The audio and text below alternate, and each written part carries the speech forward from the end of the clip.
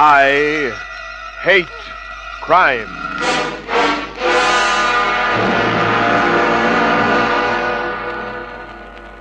The room was big, paneled, filled with indirect lighting.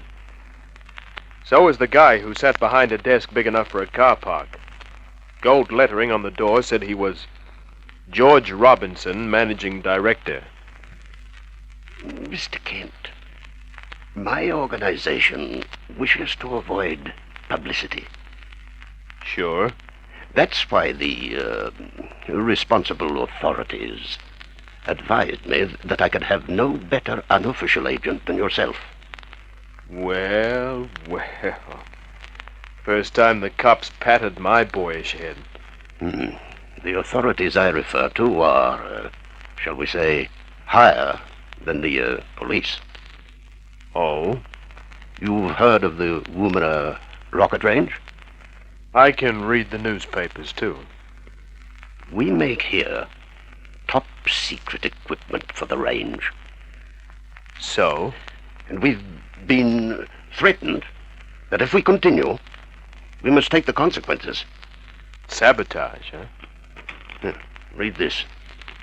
Came in the mail a few days ago. Mm-hmm.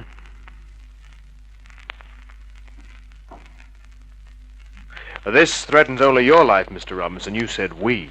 3 others received the same warning. They are? My brother John, who's my partner, our nephew, Robert Druid, and our chief secretary, Mr. Reg Cannon. Uh-huh. All worded the same? And all received at the same time. Any suspicions? Well, we employ close on 600 men. I could think of an easier assignment. The authorities have screened and checked everyone. All clean, huh? Yes. And then it could be personal. Could be. Yet... Yet?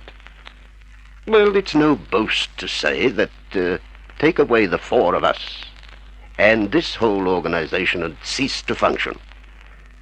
Take away the 4 key cards and the whole joint flops. A form of subtle sabotage, I suppose you'd call it. But why warn you? Why not just bump you off without advertising first? That's one of the things I hope you'll find out, Mr. Kent. I'm fresh out of miracles right now. Do I take it that... Oh, I'm sorry, Mr. Robinson. Oh, come in. Well, I was about to say, Mr. Kent, do I take it you won't accept? You take it wrong. I'm glad to hear it. Well, what can I do for you first? Introduce us. Huh? My secretary, Miss Roxana Burke, Mr. Kent. Hello, Mr. Kent. Hello. Mr. Kent, Miss Burke knows all about it. I'm sure she does. She can fill in the details for you. I'm sure she can. Miss Burke can start filling right now. How? Meet the others, show me around. Oh, yes. Do that, Miss Burke. Show Mr. Kent everything. Everything? Sweetheart, Mr. Robinson said show me everything. Let me know how you get on. I'll get on all right. Roxana, drowsy eyes that slanted a little, greenish, hungry. Eyes that looked and ate. Her mouth, wide and deep. Man could drown in it. I wasn't ready to jump yet. So, I watched. You've seen the notes, Mr. Kent? Yeah. Fingerprint tests showed nothing. How did the rest of the guys take 'em? Seriously. Except Mr. Druid. Big Shot's nephew. He's like that. Never serious. Uh-huh. When Mr. Cannon read his, I thought he'd faint, Mr. Kent. Make it Larry. All right. Tell me more. Roxy, Who'd you like to start with? you, Oh, I'm confidential secretary to both the Robinsons. and to nephew Druid. Only occasionally. He's our chief designer. Uh-huh. And the chief secretary of the company is Mr. Cannon. The one who nearly fainted? He can't take shocks. Let's start with him. Roxana took me to another office. The Cannon guy who looked up from his desk was the type who spends half his life feeling like another cup of tea. Small, narrow, tizzy. To my first question, he said, Who sent them? I have no idea, Mr. Kent. Oh, no idea. I'm told you nearly fainted when you read yours. Nellie fainted? Fainted? Yeah. You know, passed out. Well, it came as a great shock. Oh, a great shock.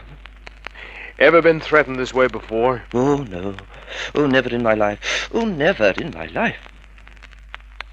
Been with the company long? 26 years, Mr. Kent. Yes, 26 years. I got it the first time. Well, if there's anything I can do, Mr. Kent, anything I can do. Yeah, stop repeating yourself. Repeating. Doesn't matter. I guess your needle's stuck. I say, Cannon, where the devil's those charts? Charts. Charts. Bob. Mr. Larry Kent. Mr. Druid. Kent, eh? If I'm not, there's been a mistake. So my dearly beloved uncle's got you on the runaround, eh? Yeah. I wish you'd be more serious, Mr. Druid. More serious. Ah, just some screwball. Why? Look, Humphrey Bogart, don't let me stop you from playing cloak and dagger games, but I think it's a game. Really, Mr. Druid, I think you're quite wrong. Oh, yes, quite wrong. Nuts. What's on tonight, Rox? She's carrying my cloak and dagger. You're a fast worker, Kent. Any objections? Mr. Robinson told me to help Mr. Kent. How long will you want her? Till I'm finished. I'll drop around anyway. No, Bob. That's a word I never take any notice of. Mr. Druid, Mr. Druid. What's biting you, Cannon? Got a dud shell in your breech? The charts, Mr. Druid. The charts. Oh, yeah, oh yes. I'll see you. Oh, any time, Kent. But ring first. I'd hate you to interrupt anything. I'll be around, Rox. I'll let him throw you, Cannon. What? Oh, no. Oh, of course not. Oh, of course not. Like to see over the factory now, Larry? I said I wanted to meet the other big shot first. I did. A carbon copy of Brother Robinson. He was no help. We started to walk across one of the factory yards. Well, Larry? All take their notes seriously except Druid. He's like that. Never takes anything seriously. Only you. Not now. Then why the passes? Look out, Larry! An overhead crane began dropping its load of steel rails right at us. I pushed Roxy away and jumped. I climbed up to the control cabin, mad as a wet hen. What's the big idea, Bud? Oh, I don't know, mister. Honest, I don't. Come on. Oh, I don't know, I tell you. The load just dropped. Yeah, sure. Look, it's working now. What do you mean now? Well, halfway across, just as it got over you, the power cut out. It's a magnetic pickup. Honest, mister, that's what happened. Where's the main power switch? Over there, just inside that door. By the time I got to it, whoever had tried to iron me out had scrammed. No dice. I questioned guys near the location, no dice twice. I asked Roxy to type out some notes for me and said I'd pick 'em up. At her apartment that night. She wore one of those house coats like a barbed wire fence, protected but didn't interfere with the view. Like it? Uh-huh. Efficient secretary? You're carrying out the boss's orders, remember? Druid get in touch tonight? I told him I was going to a show. And I'm seeing it. It's half time. Smoke? I said sure and prowled around. She fixed some drinks. Then I saw something. I stopped prowling.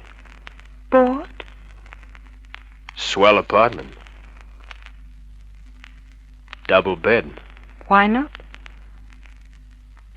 Used both sides. Not anymore. I rode her an all-night cab out to Watson's Bay, located Druitt's apartment building. As I went up the stairs, the door wasn't locked. The lights were up. Druitt was down, on the floor. One bullet had got him through the groin, the other through the throat. It was only a matter of how long he took to drown. Druitt, who did it? Druitt, who did it? I kept asking. He kept drowning. I got a paper, a pencil. He couldn't handle it. He flung out one arm towards his desk, and then he drowned.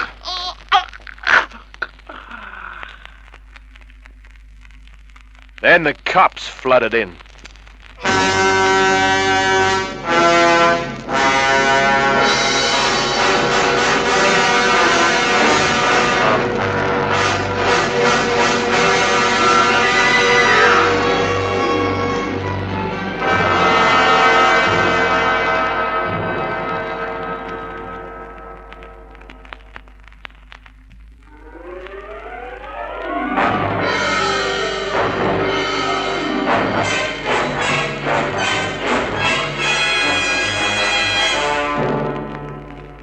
Like I said, Druitt drowned and the cops flooded in. Up over there, Kent. Well, well. Well, if it isn't my old friend Inspector Swanson. Out of the way. Okay, boys. Spread out. Spread, I say. Sweetheart. Huh? What brings you here? A little dicky bird. Come on. Where's the gun? What gun, Inspector? Oh, now, don't get coy with me. Oh, I wouldn't dream of it, Inspector. Let's have a look at him.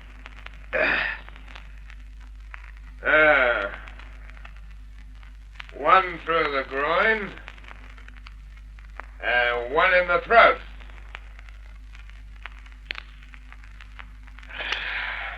Okay, Kent. Let's go. Hey, now wait a minute. You know the guy? Someone you wiped out. Sweetheart. Huh? It's Druitt, nephew of the Robinson outfit. The Hush Hush Factory.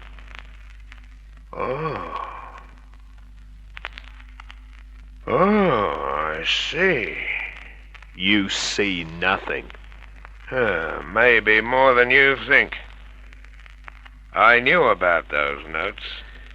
The higher-ups advised the Robinsons to call me in. Did they now? Yeah. Druitt got a note. Whoever wrote it carried out his threat. This is too big for you, Kent. But, Inspector, I hate crime. No Sherlock Holmes with an American accent can meddle with this. But the higher-ups advised the Robinsons. All right. Look, Inspector. Turn off the heat.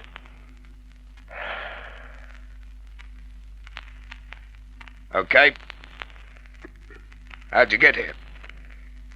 By cab. How do you explain the tip-off we got? You tell me. Guy or dame? It was a man. Telephone. Said there'd been a shooting. Maybe a guy in another apartment? Came from a public call box. You see anyone around? I heard the shots as I came up the stairs, that's all. Those bullets wouldn't have killed him instantly. He couldn't speak. That he was conscious when you got to him. Hey, Kent. Remember me? Huh? I said, remember Oh, me? you sure it was a guy who phoned? Have I ever lied to you? Oh, no. No. Well, seeing that you can't protect your clients, I'll have to do it for you. Meaning? 4 men get threatening notes, huh? One's killed. Mm-hmm. All right. 1 from 4 leaves 3. Yeah. You want to lose them too? Go right ahead. Yeah. So that's the way you treat clients, eh? You let us do the dirty work for you. I'm a taxpayer, aren't I? Oh, get out of here. So long, sweetheart. And don't go far. I'll send you a postcard. Ah, Next day, I doodled in neutral for a couple of hours. Then I shifted gears and steered for the marriage registrar in Chancery Square. I got what I wanted. I phoned Roxy, said I'd see her again at her apartment. This time she didn't have on her house coat, but what she did have on had the same effect. Night? Mm-mm. Like to talk for a while? I like to watch you listen. What's on your mind, Larry? You. I love men with wide shoulders. That why you left your husband? Husband? The guy without wide shoulders. Who? Cannon.